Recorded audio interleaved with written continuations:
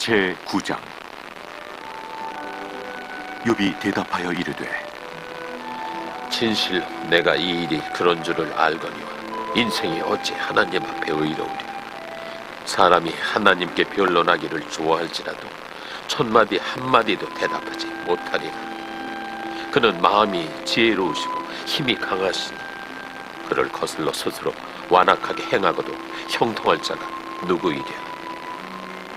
그가 진노하시며 산을 무너뜨리시며 옮기실지라도 산이 깨닫지 못하며 그가 땅을 그 자리에서 움직이시니 그 기둥들이 흔들리도다.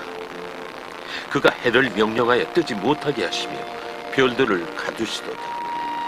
그가 홀로 하늘을 펴시며 바다 물결을 밟으시며 북두성과 삼성과 묘성과 남방의 밀실을 만드셨으며 측량할 수 없는 큰 일을, 셀 수 없는 기이한 일을 행하시느니라. 그가 내 앞으로 지나시나 내가 보지 못하니 그가 내 앞에서 움직이시나 내가 깨닫지 못하느냐. 하나님이 빼앗으시면 누가 막을 수 있으며 무엇을 하시나이까 하고 누가 물을 수 있으랴. 하나님이 진노를 돌이키지 아니하시나니 라합을 돕는 자들이 그 밑에 굴복하겠거든. 하물며 내가 감히 대답하겠으며 그 앞에서 무슨 말을 택하랴. 가령 내가 의로울지라도 대답하지 못하겠고 나를 심판하실 그에게 간구할 뿐이며 가령 내가 그를 부름으로 그가 내게 대답하셨을지라도 내 음성을 들으셨다고는 내가 믿지 아니하리라. 그가 폭풍으로 나를 치시고 까닭없이 내 상처를 깊게 하시며 나를 숨쉬지 못하게 하시며 괴로움을 내게 채우시리라. 힘으로 말하면 그가 강하시고 심판으로 말하면 누가 그를 소환하겠느냐. 가령 내가 의로울지라도 내 입이 나를 정죄하리니 가령 내가 온전할지라도 나를 정죄하시리라. 나는 온전하다마는 내가 나를 돌아보지 아니하고 내 생명을 천히 여기는구나. 일이 다 같은 것이라. 그러므로 나는 말하기를 하나님이 온전한 자나 악한 자나 멸망시키신다 하나니 갑자기 재난이 닥쳐 죽을지라도 무죄한 자의 절망도 그가 비웃으시리라. 세상이 악인의 손에 넘어갔고 재판관의 얼굴도 가려졌나니 그렇게 되게 한 이가 그가 아니시면 누구냐. 나의 날이 경주자보다 빨리 사라져버리니 복을 볼 수 없구나. 그 지나가는 것이 빠른 배 같고 먹이에 날아내리는 독수리와도 같구나. 가령 내가 말하기를 내 불평을 잊고 얼굴 빛을 고쳐 즐거운 모양을 하자 할지라도 내 모든 고통을 두려워하오니 주께서 나를 죄 없다고 여기지 않으실 줄을 아나이다. 내가 정죄하심을 당할진대 어찌 헛되이 수고하리이까. 내가 눈 녹은 물로 몸을 씻고 잿물로 손을 깨끗하게 할지라도 주께서 나를 개천에 빠지게 하시리니 내 옷이라도 나를 싫어하리이다. 하나님은 나처럼 사람이 아니신즉 내가 그에게 대답할 수 없으며 함께 들어가 재판을 할 수도 없고 우리 사이에 손을 얹을 판결자도 없구나. 주께서 그의 막대기를 내게서 떠나게 하시고 그의 위엄이 나를 두렵게 하지 아니하시기를 원하노라. 그리하시면 내가 두려움 없이 말하리라. 나는 본래 그렇게 할 수 있는 자가 아니니라. 아멘. 사도신경으로 신앙 고백하겠습니다. 나는 전능하신 아버지 하나님 천지의 창조주를 믿습니다. 나는 그의 유일하신 아들 우리 주 예수 그리스도를 믿습니다. 그는 성령으로 잉태되어 동정녀 마리아에게서 나시고 본디오 빌라도에게 고난을 받아 십자가에 못 박혀 죽으시고 장사된 지 사흘 만에 죽은 자 가운데서 다시 살아나셨으며 하늘에 오르시어 전능하신 아버지 하나님 우편에 앉아 계시다가 거기로부터 살아있는 자와 죽은 자를 심판하러 오십니다. 나는 성령을 믿으며 거룩한 공교회와 성도의 교제와 죄를 용서받는 것과 몸의 부활과 영생을 믿습니다. 아멘. 찬송가 112장 함께 찬양하겠습니다. 찬송가 112장입니다.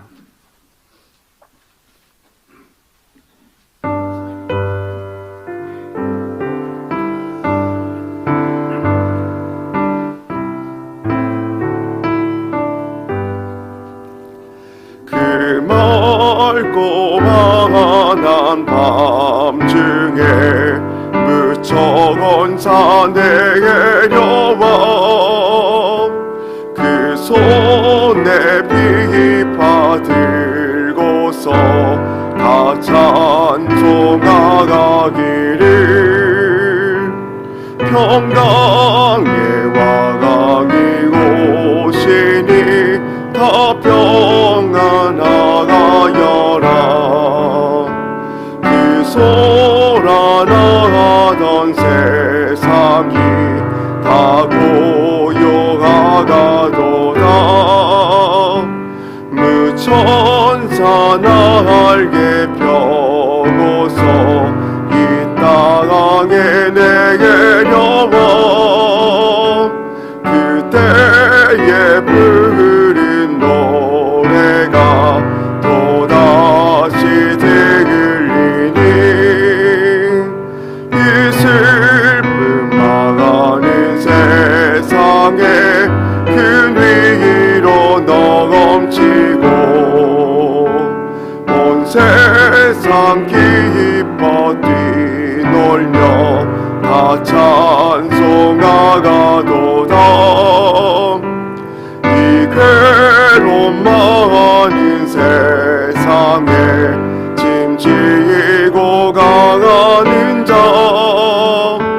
그 험산 죽을 영너느라 온몸이 고나다.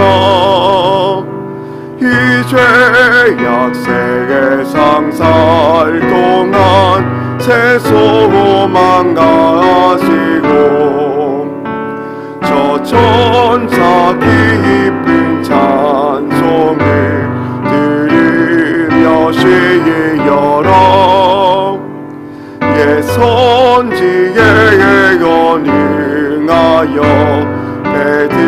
베들레헴 성에 주 예수 탄생하시니 온 세상 그으시라. 저 천사 기쁜 노래를 또다시 부르니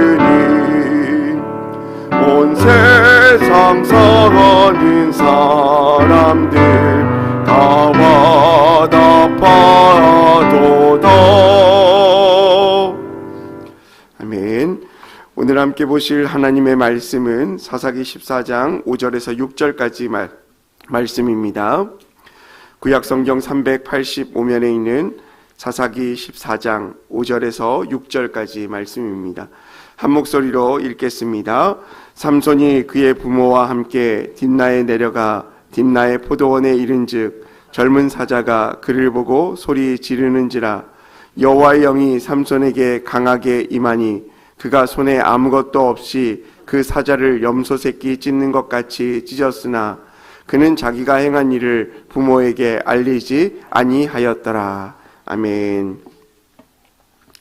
예물 봉헌하겠습니다. 양은영 원사님 감사헌금, 1,000번째 예물 조건우 장로님, 김필령 원사님, 이승길 집사님, 황희돈 집사님 무명으로 2분 드리셨습니다. 1,000번째 예물 김준우, 김준성, 오선경, 김유신, 유예링 비매자 유용선, 유준경, 장진혁, 장주식, 김정옥, 장진용, 김서율, 박연희, 김봉재 성도님 예물 드렸습니다. 기도하겠습니다. 사랑과 은혜가 풍성하신 하나님 감사합니다. 오늘도 단잠을 깨워 하나님 앞에 나와 예배할 수 있도록 은혜 베풀어 주시고 또 주님 앞에 우리의 모든 것들을 아뢰 수 있는 시간을 허락하시니 감사합니다. 우리의 모든 삶의 주권이 주님께 있음을 믿음으로 고백하며 이 시간 간절한 마음으로 주 앞에 나와 기도하오니 우리의 기도를 들으시고 응답하여 주옵소서. 우리의 예배를 받아 주옵소서. 주님 앞에 나와 예물에 또 기도 제목을 적어 또 감사의 마음을 담아 주님께 올려진 헌금들이 있습니다. 하나님 그 예물을 기뻐 받아주시고 하나님 그 예물에 적힌 기도 제목들이 신실한 주님의 은혜 가운데 응답받을 수 있도록 주님 은혜 베풀어 주시옵소서. 또한 간절한 마음으로 이 아침에 나와 주님의 은혜를 구하는 성도님들이 있습니다. 한 분 한 분의 삶의 기도들을 친히 들으시고 응답하시고 은혜로 선입혀 주옵소서. 담임 목사님이 어제부터 목요일까지 기도원 출타 중에 있습니다. 모든 기도하는 여정 가운데 함께 하시고 2026년도 사역을 준비하는 가운데 은혜로 덧입혀 주옵소서. 영역의 회복에 있어지는 귀한 시간 될 수 있도록 인도하여 주옵소서. 남겨진 교회를 지켜주시고 교회 가운데 더욱더 은혜로 채워 주옵소서. 또 예배 가운데 나아갑니다. 주님 말씀하시고 은혜를 베풀어 주옵소서. 감사드리며 예수님의 이름으로 기도합니다. 아멘. 오늘은 사사기 14장 5절에서 6절까지 말씀을 가지고 포도원의 사자를 조심합시다 라는 제목으로 함께 은혜를 나누고자 합니다. 우리가 삶을 살아가다 살고 또 신앙의 연수가 깊어질수록 두 가지 위험이 우리에게 도사리게 됩니다. 하나는 교만이고 또 하나는 방심입니다. 우리가 처음 예수님을 믿고 하나님을 믿을 때는 상당히 모든 것에 민감합니다. 하나님이 오늘 나에게 어떻게 말씀하실지, 또 내가 하나님 앞에 어떤 자세로 서가고 있는지 민감하게 반응하게 되죠. 그래서 작은 죄에도 민감하게 되고 작은 선택 앞에서도 기도를 하게 됩니다. 이렇게 하면 될 거야. 이렇게만 하나님 인도해 주시겠지? 하나님의 생각은 어떨까? 이렇게 자꾸 묻는 것이죠. 그러나 시간이 지나면서 어떻습니까? 이 정도는 괜찮아. 하나님이 나를 여기까지 인도하셨는데 그냥 내버려 두실까? 아니야. 내가 실수해도 하나님은 다 받아주시지. 지금 한번 잘못한 것 그냥 넘어갈 수 있어 라고 자신의 신앙을 신앙 가운데 방심하게 되어지는 것이죠. 그리고 하나님의 역할을 나의 역할로 들여오면서 교만의 일들도 감당하게 되어집니다. 오늘 본문 속에 등장하는 삼손 역시 하나님의 부르심을 받는 사람이었습니다. 실제로 하나님의 능력을 경험한 사람이기도 합니다. 그러나 그의 삶은 언제나 경계선상 위에 있었습니다. 그 말은 무슨 말이냐면 조금만 넘어가면 북한 땅으로 넘어가 버리는 거라는 것이죠. 우리가 위험한 지경, 그리고 이 경계만 넘어가면 또 다른 곳에 갈 수 있는 그런 아슬아슬한 경계선상에 있는 그런 삶을 살아간 사람이 또한 삼손이었다라고 할 수 있습니다. 오늘 우리는 삼손이 포도원에서 사자를 만난 이야기를 같이 보는데, 이 말씀을 통하여서 하나님께서 이러한 상황 가운데서 어떻게 일하시는지, 또한 우리는 우리의 삶 가운데 어떠한 태도와 모습으로 살아가야 할지를 좀 점검하고 묵상하기를 원합니다. 첫 번째로 삼손은요, 소명을 받은 사람임이 분명합니다. 그렇지만 늘 경계를 넘나들고 있었다라는 겁니다. 신앙인임에 분명하지만 어떤 때는 신앙인으로, 어떤 때는 세상 사람들로 살아가고 있는 우리의 모습을 대변하는 것 같습니다. 오늘 본문 말씀은 어떻게 시작합니까? 우리 4절 말씀을 보면, 5절 말씀을 보면 삼손이 그의 부모와 함께 딥나에 내려갔다라고 말합니다. 여기서 딥나는 블레셋 땅을 이야기하죠. 삼손이 부모에게 어떤 것을 요구하죠? 자신이 블레셋 여인을 사랑했으니 그 여인과 결혼하게 해달라고 이야기합니다. 율법적으로 유배되는 일이고 선택받은 소명받은 자로서는 당연히 해야 되지 않을 일이지만, 결국에 부모가 어떻게 했습니까? 아들의 뜻을 꺾었습니까? 못 꺾었습니까? 못 꺾었어요. 그리고 함께 지금 블레셋 땅으로 내려가게 되어진 것입니다. 그러면서 문제가 생기죠. 어떤 문제가 생깁니까? 포도원에 이르렀다라고 말합니다. 여기서 포도원에 이르는 것이 무슨 문제가 되느냐라고 설명할 수 있지만, 우리가 어제 말씀에서 잠깐 나눴는데요, 사사기 13장 14절의 말씀에 보면 나실인 규례가 있어요. 거기서 보면 포도나무의 수산을 먹지 말고 포도주와 독주를 마시지 말고 어떠한 부정한 것도 먹지 말고 내가 그에게 명령한 것을 다 지킬 것이라. 민수기 6장에도 이 말씀이 나와 있거든요. 그러니까 나실인은 포도의 소산물을 먹으면 안 되고 독주와 부정한 것을 만지면 안 돼요. 그러면 포도주는 어디서 만들어지는 걸까요? 포도원에서 소출된 포도나무로 만들어내는 겁니다. 그러면 지금 삼손이 어디를 갔다고 말하고 있습니까? 포도원에 갔다라고 말합니다. 그 장소 자체는 문제가 되는 것은 아니지만 그 장소는 삼손에게 유혹의 장소요, 미혹의 장소가 될 수 있다는 것을 우리가 염두에 둘 필요가 있습니다. 무슨 말입니까? 아무 거리낌 없이 지금 포도원 길을 지나가고 있다라는 것입니다. 이 장면은 삼손이 노골적으로 하나님께 불순종을 저질렀다, 나실인 규례를 어겼다라는 말씀이 아니라 신앙의 경계를 가볍게 여기고 넘어갈까 말 듯, 넘어질 듯 안 넘어질 듯, 그 경계선을 넘어갈 듯 안 넘어갈 듯, 그러한 경계선에 있었음을 보여주게 되는 것이죠. 여러분, 신앙은요 대부분 갑작스럽게 무너지지 않습니다. 늘 가까이 서 있는 것에서부터 시작되는 것이죠. 여러분, 다윗이 밧세바를 범했습니다. 어떻게 하면 밧세바를 범하지 않았을까요? 그가 옥상 위에 올라가지 않았다면 밧세바를 보지도 않았을 것이고 밧세바를 범하지도 않았을 것입니다. 롯이 아브라함의 조카 롯이 소돔에 살게 되었습니다. 어떻게 왜 살게 되었습니까? 자신의 삼촌과 땅의 분배를 통해 자신이 보기 좋은 수할 땅을 선택함으로 말미암아 그 소돔과 고모라 땅에 이르렀습니다. 만약 그 선택이 없었다면 롯이 소돔 땅에서 멸망당하지도 않았을 것입니다. 처음부터 그 성 안에 들어간 것이 아니라 소돔을 향하여 장막을 옮긴 것에서부터 죄의 시작이 시작된 것이죠. 눈에 보이지 않고 나의 판단으로 이것이 옳을 거야, 이 정도면 괜찮을 거야 라고 생각하는 그 경계의 기준이 결국 그 사람으로 하여금 무너지게 하는 도구가 되어졌다라는 겁니다. 우리의 신앙에도 마찬가지죠. 우리 신앙에도 삼손에게 오늘 등장한 포도원이 저와 여러분에게 누구에게나 있습니다. 넘지 말아야 할 한계치, 경계선, 그것이 있다라는 겁니다. 근데 우리는 안심하죠. 왜 그렇습니까? 나는 신앙으로 온전하게 서 있으니까. 나는 하나님 믿는 사람이니까 안 넘어질 거야. 그냥 그 문제 가운데 내가 조금만 피할 수 있고 나는 이겨낼 수 있어 라고 생각합니다. 그래서 어떻게 됩니까? 때로는 기도의 자리를 조금씩 놓치게 되고 말씀 앞에 서는 시간을 줄이게 되고 세상에서 서 있는 세상의 방식에 익숙해지는 순간 우리는 어느새 포도원의 경계선에서 포도원 안으로 들어가 있는 우리의 모습을 발견하게 되어지는 것이죠. 그럴 때마다 우리는 어떻게 합니까? 괜찮아, 다 이렇게 살아 라고 자기를 합리화시키는 겁니다. 여러분, 예를 들어 한 성도가 직장에서 정직하게 살겠다고 다짐했습니다. 그런데 이번 한 번쯤은 괜찮아 라는 생각으로 작은 편법을 사용했습니다. 처음에는 양심의 가책이 분명히 있었을 것입니다. 그런데 그 편법을 쓸 때마다 모든 것이 다 잘 되어진다고 생각해 봅시다. 그러면 어떨까요? 이 정도는 괜찮은 거야 라고 자기만의 기준을 정하지 않겠습니까? 여러분, 경계는 느슨하게 될 때, 우리의 신앙의 모습이 경계가 느슨하게 될 때 결국에는 그 포도원 안에 우리가 들어가게 되어지는 것입니다. 여러분, 성경은 바로 그때 무엇이 나타났다고 가르치고 있습니까? 바로 사자가 나타났다라고 이야기합니다. 특별히 오늘 성경은 젊은 사자라고 이야기하는데 강력한 우리의 적이 나타나게 되어지는 것이죠. 오늘 본문 말씀에 보면 5절 말씀에 그러죠. 젊은 사자가 그를 보고 소리를 지르는지라 라고 말합니다. 포도원의 경계에 이르는 순간 젊은 사자가 나타나 삼손에게 으르렁거리기 시작했습니다. 여러분, 문제는 사자가 있다라는 사실이 문제가 아니라 그 사자가 있는 그곳에 내가 서 있는 것이 문제가 되어지는 것이죠. 그렇지 않습니까? 여러분, 신앙의 어떤 기준 가운데 내가 그 일들을 범하는 그 자리에 있는 것이 문제가 아니라 그 있음으로 말미암아 내가 그 죄를 범할 수 있는 환경에 노출되었다는 것이 문제가 되어지는 것입니다. 여러분, 이런 상황들이 우리에게 늘 일어나게 되어지는 것이죠. 우리 인생에도 사자는 예고 없이 찾아옵니다.